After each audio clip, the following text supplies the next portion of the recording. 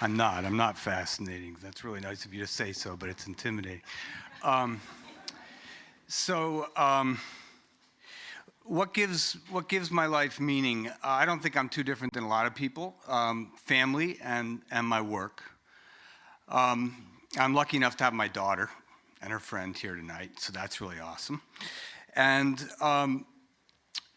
my work is really trying to make. I'm an artist. I try to make beautiful art that improves people's lives in both intangible and intangible ways, which all sounds fine, and I've had some successes in all of this. I also teach others how to do that. But, you know, I think like a lot of people, I feel like I've fallen far short. So this is the vulnerable part. I don't know how many people can relate to this. And, you know, I've noticed a pattern over the years, over the span of my life, which is I get so close. You know, I had this growing international career, and then at the crucial moment, I kind of turn away and go, nah, I don't want to do that.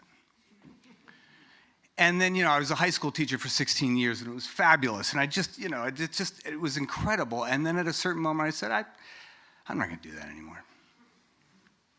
And then I became a filmmaker, and it's so much fun. And my first film did well, and people were, you know, where's your next film? And I said, I don't think I'm going to do that anymore. And I'm like, why am I doing this, you know? I mean, we're talking many decades now, right? So this pattern of behavior made me sad and depressed, you know, and confused. And angry. I mean, I would sit in meetings and just randomly bite the heads of my colleagues off, you know, not really. And I would come home at night and frankly, you know, bark at my family about stupid stuff that didn't matter at all.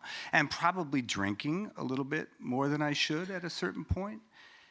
And I thought, this is crazy. This is going nowhere. This is a spiral down. And it's crazy. I have no excuse. You know, I'm privileged. I've got everything going for me. So I got help. And I talked to this counselor, and she said, the first thing she says is, well, you know, tell me about your childhood, right?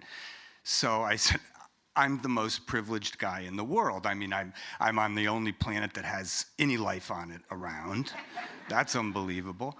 And top of the food chain at that, and I was born in Schenectady, New York. So, and I was white. I am, in fact, white, and male. And I want to say those things gave me a certain edge. I think they still do, I'm sad to say. But I have no excuse, you know, and, you know, great relationship with my mom and my dad, maybe not so much. And she's like, hold on. She says, tell me about your relationship with your dad. So I said, well, you know, my dad was kind of aloof. He never really made it to scouting events or baseball games or concerts or art shows. The only way that I could really spend time with my dad was asking him if I could help him with his chores. And he would usually look at me and say, you know, Lee, this is kind of a one-man job. And the counselor said, you know, that's probably not what a boy wants to hear, needs to hear. And she said, so tell me about your dad's childhood, astute person. And I said, well, he grew up privileged like me. I mean, it was the Depression, but he thought it was fine.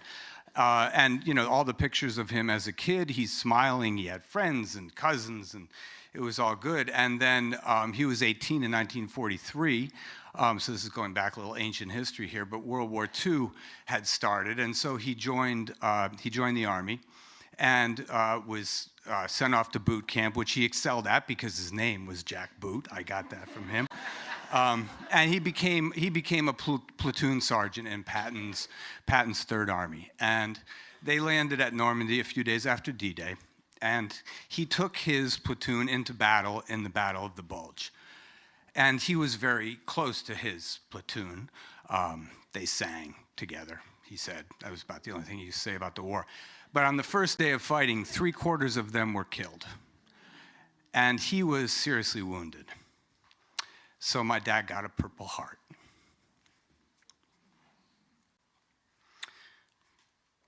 So the counselor said, well, sounds to me like your dad had PTSD, post-traumatic stress syndrome. And a classic example of that is that is what you're relaying, she says to me, because he couldn't form, 2 minutes left, okay, he couldn't form new relationships with others, and you're a kid, so you're the new relationship, and you get your sense of how to realize your potential. You get your sense of potential from the person who's standing above you in this way. And all of a sudden, I had never put this together, and it was a huge revelation, and I realized that my self-esteem was determined by this. And my brain started to rewire itself right then and there, and the anger dissipated, and I think about things very, very differently now. And so instead of talking to my 21-year-old self, which seems a little X-Men to me, I want to say, I want to talk to my son, who is 21 years old tonight.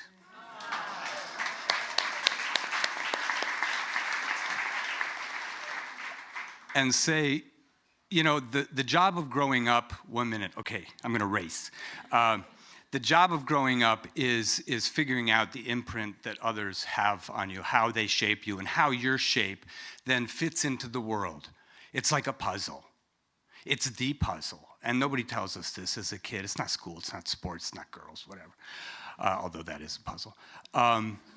And you ignore this puzzle at your peril. And no matter who you are or who you think you are, it will bring you to your knees if you do that. Finally, I thought I'd save death for last. Seems fitting. How am I going to deal with that? What are my reflections? I'm going to live on in an afterlife. Isn't that a great idea? Yeah. And the good news is, so are you.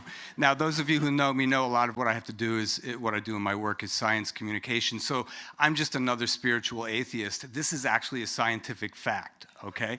So not only do other people, my time is up, but I'm going to go on for 10 more seconds. Not only do others imprint you, but you imprint them physically. You actually change the brains of everybody you encounter. And the more they care about you, the more you change their brains. It's actually a scientific fact. Why they don't tell us this again, I don't know. But this means that your loved ones live on in you in a very real sense. I mean, humans have had a lot of anxiety about this death thing. This is good news, right? Yeah, we have an afterlife. The only caveat is that how you live on depends on how you live. Thank you.